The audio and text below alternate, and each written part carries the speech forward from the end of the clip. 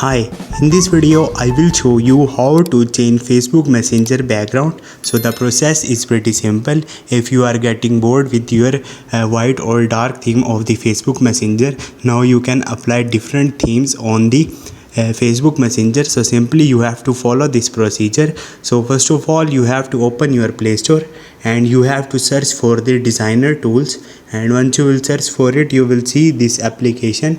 You have to install it on your phone. Once you will do it,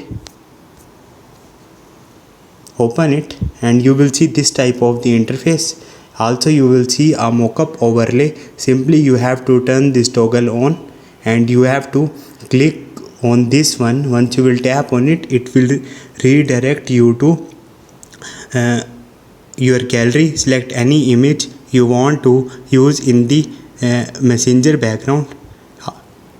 After that you have to increase the opacity of this and you will see image is in the background. Now you have to open your messenger and you will see this background is available on the messenger theme. So this is the procedure to do this. Hope this video will helpful for you. See you next time. Thank you.